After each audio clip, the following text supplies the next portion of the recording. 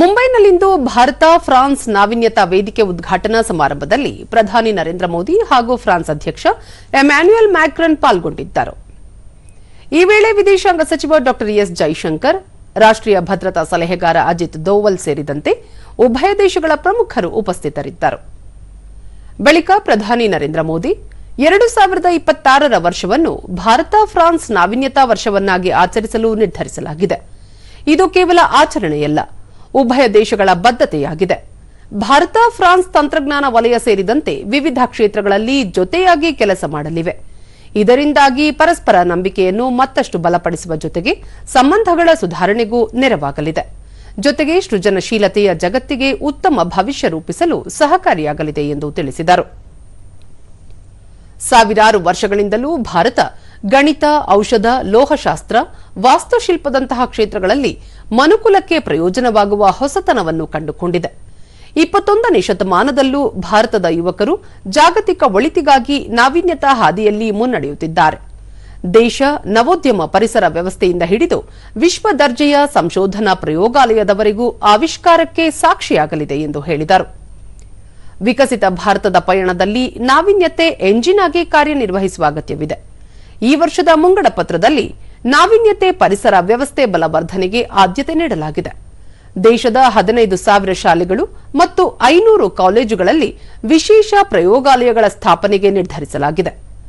ಜವಳಿ, ರಾಸಾಯನಿಕ, ಕ್ರೀಡಾ ಸಾಮಗ್ರಿಗಳು, ಉಪಕರಣ, ಎಲೆಕ್ಟ್ರಾನಿಕ್ಸ್ ಮತ್ತು ಮೂಲ ಸೌಕರ್ಯಗಳಲ್ಲಿ ನಾವೀನ್ಯತೆಯನ್ನು ಉತ್ತೇಜಿಸಲು ಕೃತಕ ಬುದ್ದಿಮತ್ತೆ, ಕ್ವಾಂಟಮ್ ಕಂಪ್ಯೂಟಿಂಗ್, ಬಯೋಟಿಕ್, ಸೆಮಿಕಂಡಕ್ಟರ್, ಶುದ್ಧ ಇಂಧನ ಸೇರಿದಂತೆ ವಿವಿಧ ಕ್ಷೇತ್ರಗಳಲ್ಲಿ ಭಾರತ ಸಮರೋಪಾದಿಯಲ್ಲಿ ಕೆಲಸ ಮಾಡುತ್ತಿದೆ ಎಂದು ತಿಳಿಸಿದರು.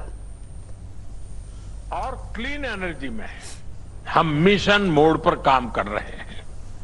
इसके साथ साथ हम textiles, chemicals, sports goods, precision tools, electronics, infrastructure, हर सेक्टर में इनोवेशन को प्रमोट करेंगे. फ्रेंड्स, हमें बहुत गर्व है कि भारत विमेन लेड रिसर्च और इनोवेशन का उज्जवल उदाहरण बन रहा है.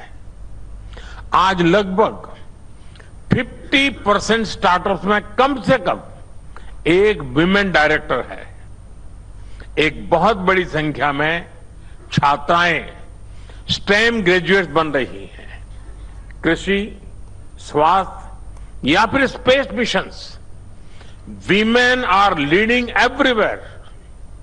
फ्रेंड्स, भारत के इस स्पीड और स्केल के साथ जब फ्रांस की ताकत जुड़ जाती है तो दुनिया के लिए नए रास्ते बनते हैं.